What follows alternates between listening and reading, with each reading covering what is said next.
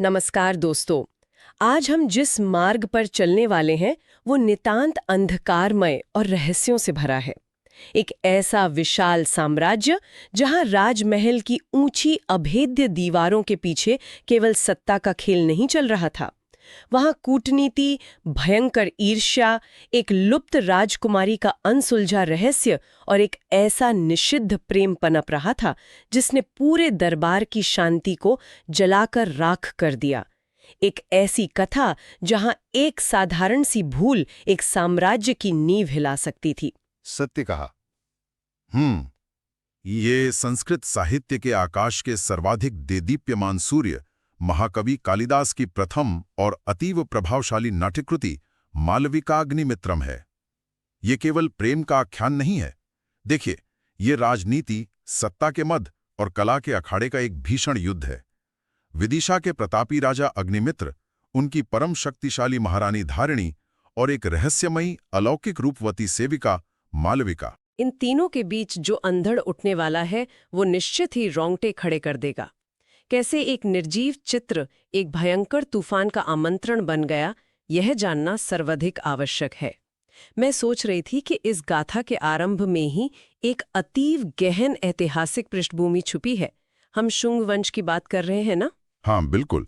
मौर्य साम्राज्य के पतन के पश्चात पूरे आर्यावर्त में एक नई शक्ति का उदय हुआ था। सेनापति पुष्यमित्र शुंग ने सत्ता की बागडोर अपने हाथों में ली थी और उनके पुत्र थे अग्निमित्र। वे अग्निमित्र जो विदिशा के शासक थे, एक महान योद्धा जिनके बाहुबल से शत्रु थर-थर कांपते थे। परंतु कालिदास ने इस महान योद्धा को युद्ध भूमि में नहीं अपितु राजमहल की कूटनीति और प्रेम के चक्रव्यूह में लाकर खड़ा कर दिया। यही तो महाकवि कालिदास की सबसे बड़ी विजय है। उन्होंने एक कठोर योद्धा को मानवीय भावनाओं के अधीन कर दिया। वस्तुतः बात उस काल की है जब विदिशा के राज दरबार में एक तनावपूर्ण शांति छाई हुई थी। राजा अग्निमित्र अपनी पटरानी धारिणी के विशाल और भव्य कक्ष में उपस्थित थे। वातावरण में चंदन, कस्तूरी और पारिजात की सुगंध व्याप्त थी। सब कुछ सामान्य प्रतीत हो रहा था। तभी राजा की दृष्टि कक्ष की दीवार पर टंगे एक चित्र पर पड़ती है। वो कोई साधारण चित्र नहीं था। कदापि नहीं। उसमें उकेरी गई एक युवती की सुंदरता इतनी सम्मोहक, इतनी सजीव थी कि राजा के कदम वहीं ठिठक गए। उस एक दृष्टि ने, उस एक क्षण ने विदिशा के महान सम्राट की रातों की निंद्रा छीन ली। उनका हृदय जैसे उनके वश में ही नहीं रहा। चित्रकार ने उस युवती के नेत्रों में जो रहस्य, जो करुणा और जो असीम सौंदर्य उगेरा था, उसने राजा को पूर्णतः वशीभूत कर लिया। उन्होंने व्याकुल होकर अपनी रानी से पूछा, ये अद्वितीय सुंदरी कौन है? और यहीं से एक ऐसा मनोवैज्ञानिक युद्ध आरंभ होता है जो आज के युग में भी उतना ही प्रासंगिक है। जब राजा ने उस चित्र के विषय में पूछा तो रानी धारिणी ने मौन साध लिया। वो भयंकर मौन। वो मौन बहुत कुछ कह रहा था। जब कोई व्यक्ति अपनी सत्ता या अपने संबंधों में असुरक्षा का अनुभव करता है तो उसकी प्रतिक्रिया ठीक वैसी ही होती है। महारानी धारिणी का वो मौन, उनकी वो छटपटाहट मानव मन की उस शाश्वत भय का प्रतीक है जहां हम अपनी सबसे मूल्यवान वस्तु को खोने से डरते हैं। उचित कहा आपने। एक स्त्री की असुरक्षा और एक महारानी का असीमित अधिकार, दोनों उस मौन में छिपे थे। वो किसी भी मूल्य पर राजा को उस सुंदरी से दूर रखना चाहती थी। किंतु तभी एक भयानक मोड़ आता है। राजा के विदूषक, जिनका नाम गौतम था और जो राजा के परम सखा भी थे, उन्होंने अनजाने में वह रहस्य उजागर कर दिया। उन्होंने उत्साह में आकर कह दिया, ये तो रानी की ही नई सेविका है महाराज, मालविका। यह नाम सुनते ही कक्ष का तापमान जैसे शून्य हो गया। महारानी धारिणी का भय और असुरक्षा उसी क्षण एक भयंकर क्रोध में बदल गई। एक परम प्रतापी राजा अपनी ही रानी की एक साधारण सेविका के लिए लालायित हो उठे। और फिर रानी धारिणी ने उसी क्षण एक अतीव कठोर और निर्मम निर्णय लिया। मालविका को राजा की नजरों से सर्वदा के लिए दूर कर दिया जाएगा। सत्यवचन। उसे महल के उन अंधेरे कोनों में धकेल दिया गया जहां सूर्य का प्रकाश भी रानी की अनुमति लेकर आता था। मालविका पर राजा के सम्मुख जाने पर पूर्ण प्रतिबंध लगा दिया गया। यह निर्णय केवल एक पत्नी की ईर्ष्या नहीं थी, यह एक महारानी का अपनी सत्ता को बचाने का प्रयास था। परंतु सत्ता और इच्छा के मार्ग में जब भी दीवारें खड़ी की जाती हैं तो उन्हें गिराने के लिए कूटनीति का जन्म होता है। राजा अग्निमित्र की ये अतृप्त लालसा अब एक ज्वाला बन चुकी थी। लेकिन एक बात मेरी समझ से परे है। राजा स्वयं सम्राट थे, वे कोई भी आदेश दे सकते थे, फिर उन्हें एक षड्यंत्र का सहारा क्यों लेना पड़ा? ये एक अतीव गूढ़ प्रश्न है। संस्कृत नाट्य परंपरा में विदूषक कोई साधारण व्यक्ति नहीं होता। वो मात्र हास्य उत्पन्न करने वाला पात्र नहीं है। विदूषक प्रायः एक ब्राह्मण होता है जो राजा का सबसे विश्वस्त सखा होता है। उसे राज दरबार में कुछ भी कहने की स्वतंत्रता होती है। अर्थात वो राजा का उपहास भी कर सकता है और उस पर राजद्रोह का आरोप नहीं लगता। बिल्कुल। गौतम इसी स्वतंत्रता का लाभ उठाता है। राजा अपनी रानी का सम्मान करते थे और सीधे उनका विरोध कर राजमहल में कलहोत्पन्न नहीं करना चाहते थे। इसलिए विदूषक गौतम ने एक अतीव कुटिल और भयानक षड्यंत्र रचा।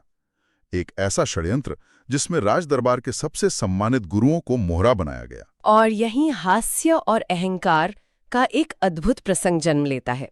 विदूषक ने राज दरबार के दो सबसे महान और सम्मानित नृत्य गुरुओं गणदास और हरदत्त के अहंकार को भड़का दिया। गणदास रानी धारिणी के आश्रित थे और हरदत्त राजा अग्निमित्र के। विदूषक ने दोनों के बीच ही विवाद उत्पन्न कर दिया कि उन दोनों में से श्रेष्ठ गुरु कौन है। ये देखना कितना रोचक है कि महान ज्ञानी भी अपने अहंकार के सम्मुख कितने दुर्बल हो जाते हैं। दोनों अपनी अपनी विद्या को श्रेष्ठ सिद्ध करने के लिए प्राण देने को तत्पर हो गए। यह मानव मन के अहंकार का बड़ा ही सजीव चित्रण है। तनिक विचार करें, दो महान गुरु जो स्वयं को कला का सर्वोच्च शिखर मानते हैं, वे एक विदूषक की साधारण सी चाल में ऐसे उलझ जाते हैं जैसे मकड़ी के जाल में कीट। और इस विवाद का समाधान क्या निकाला गया? एक भीषण प्रतिस्पर्धा, एक नृत्य प्रतियोगिता का आयोजन। इस प्रतिस्पर्धा के पीछे का वास्तविक उद्देश्य कला का प्रदर्शन नहीं था, बल्कि राजा का वो छिपा हुआ स्वार्थ था। गुरु गणदास की शिष्या कोई और नहीं, स्वयं मालविका थी। विदूषक जानता था कि यदि मालविका को राजसभा में प्रस्तुत करना है, और वो भी रानी के कड़े पहरे के बीच, तो कला से श्रेष्ठ कोई और माध्यम नहीं हो सकता। प्रतियोगिता का दिन आया। पूरा दरबार खचाखच भरा था। हर किसी की श्वासें रुकी हुई थीं। रानी धारिणी भी वहां उपस्थित थीं, अतीव सशंकित और विवश, क्योंकि अब ये केवल एक दासी का नृत्य नहीं था, ये उनके आश्रित गुरु की प्रतिष्ठा का प्रश्न था। और तभी राजसभा में मालविका का प्रवेश होता है। जब उसने अपने पांव में बंधे नूपुरों की झंकार के साथ राजसभा में पहला कदम रखा, तो जैसे समय रुक गया। महाकवि कालिदास ने इस क्षण को जिस कला और गहराई से बुना है वो अद्भुत है। वो कोई साधारण नृत्य नहीं था। वो छलित नामक एक अत्यंत कठिन और भावपूर्ण नृत्य था। वो सौंदर्य, कला और भावनाओं का एक ऐसा विस्फोट था जिसने राजा अग्निमित्र के हृदय को पूरी तरह से विदीर्ण कर दिया। कालिदास वर्णन करते हैं कि मालविका के शरीर की प्रत्येक मुद्रा, उसके नेत्रों का हर एक भाव राजा के मन पर गहरे घाव कर रहा था। पहली बार राजा ने उस सुंदरी को साक्षात देखा था। जो अब तक केवल एक चित्र था, वो अब साक्षात उनके सम्मुख नृत्य कर रही थी। यह दृश्य मन में एक तीव्र कंपन उत्पन्न कर देता है। राजा अपना संपूर्ण अस्तित्व उस सेविका के चरणों में हार चुके थे। रानी धारिणी यह सब देख रही थीं। उनका अपनी सेविका को छुपाने का सारा प्रयास उनके ही सामने राख हो रहा था। राजा की आंखों में जो अनुराग उमड़ रहा था, वो पूरे दरबार के लिए स्पष्ट था। यह एक महान योद्धा का अपने ही महल में बिना अस्त्र उठाए पराजित हो जाना था। और इसके पश्चात राजमहल का वातावरण पूर्णतः परिवर्तित हो जाता है। अब राजा के लिए मालविका के बिना एक क्षण भी जीवित रहना असंभव प्रतीत हो रहा था। मालविका भी राजा के उस अथाह प्रेम को देख चुकी थी और उसका हृदय भी उस महान सम्राट के लिए धड़कने लगा था। इसी बीच राजमहल के उद्यान में एक प्राचीन रस्म का आयोजन होना था, अशोक वृक्ष का दोहद। मान्यता थी कि अशोक का वृक्ष तभी पुष्पित होता है जब कोई सुंदर स्त्री अपने नूपुर बंधे चरणों से उस पर आघात करती है। महारानी धारिणी के पैर में चोट लगने के कारण उन्होंने यह कार्य मालविका को सौंप दिया। वसंत का समय था। चारों ओर खिले हुए पुष्प, अशोक के वृक्ष की सघन छाया और उस एकांत उद्यान में मालविका का वो कोमल रूप। राजमहल के पहरेदारों की आंखों में धूल झोंककर विदूषक की सहायता से राजा अग्निमित्र छुपकर उस उद्यान में पहुंच जाते हैं। ये दो प्रेमियों के बीच का वो प्रथम भयभीत कर देने वाला मिलन था। मालविका भली भांति जानती थी कि ये प्रेम मृत्यु को आमंत्रण देने के समान है। उनकी आंखों में प्रेम था, लेकिन शरीरों में एक अनजाना कंपन। दोनों एक दूसरे के समीप थे। भावनाएं अपने चरम पर थीं, मानो संसार की हर वस्तु उस क्षण ठहर गई हो। और तभी अचानक एक ऐसा प्रहार होता है जो रक्त की गति को रोक देता है। कोई आ गया वहां? हाँ, इस अतीव सुंदर और रहस्यमयी एकांत को चीरती हुई एक परछाई वहां आ धमकती है। रानी इरावती, राजा अग्निमित्र की दूसरी पत्नी, जो अपने उग्र और उद्दंड स्वभाव के लिए पूरे राज्य में जानी जाती थी। मदिरा के नशे में चूर रानी इरावती जब उद्यान में प्रवेश करती हैं और अपने ही पति को एक साधारण दासी के सामने प्रेम की याचना करते देखती हैं, तो उनका क्रोध ज्वालामुखी की तरह फट पड़ता है। ये एक ऐसा दृश्य था जिसने हवाओं को भी स्तब्ध कर दिया। इरावती का वो प्रचंड क्रोध, उन्होंने राजा का जो भयंकर अपमान किया, वो दरबार की दीवारों ने कभी नहीं सुना था।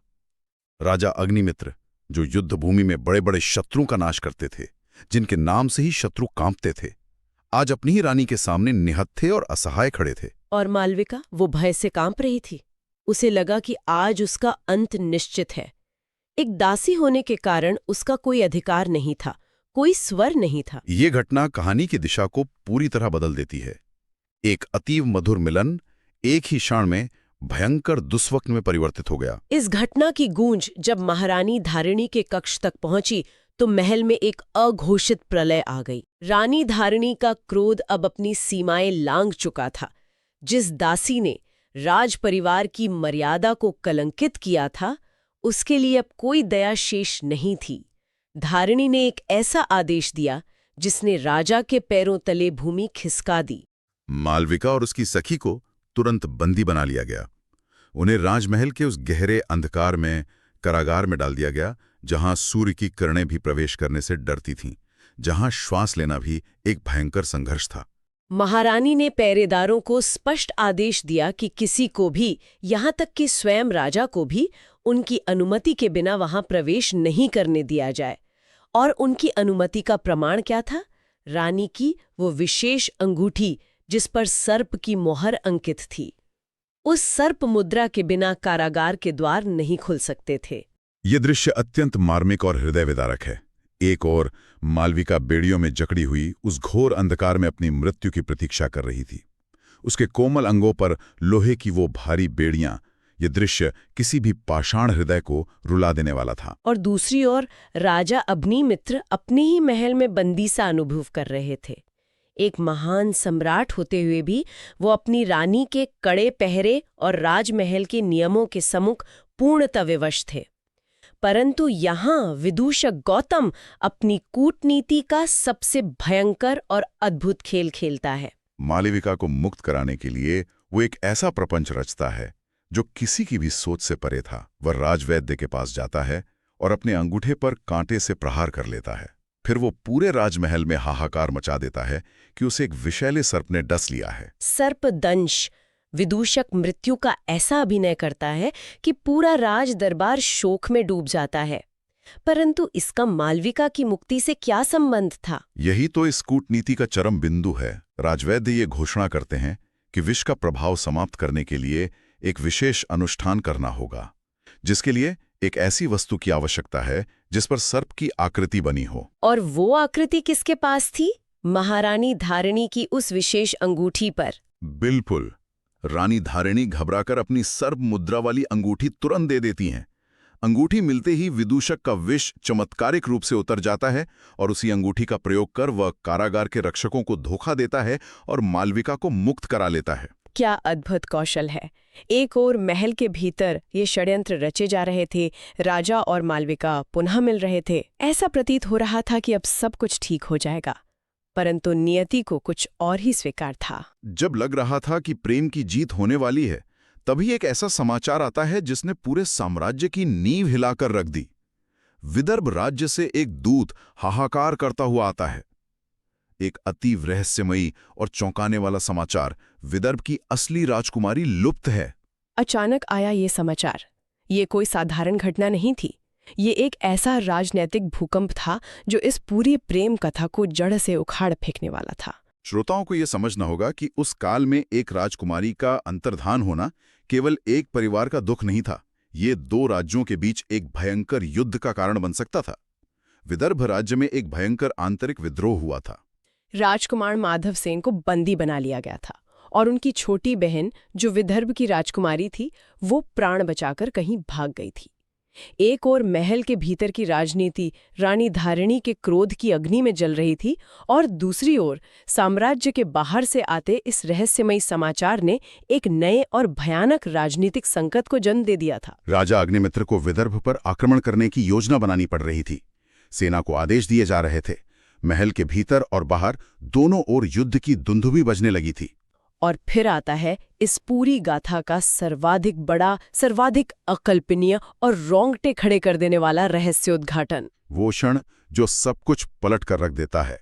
विदर्भ से आए कुछ बंदी और सेनापति जब विदिशा के राजदरबार में प्रस्तुत किए जाते हैं तो उनकी दृष्टि उस सेविका पर पड़ती है जो राजा के समीप खड़ी थी। कारागार की उन ठंडी दीवारों से निकलकर आई वह साधारण सी दासी वास्तव में कोई दासी थी ही नहीं।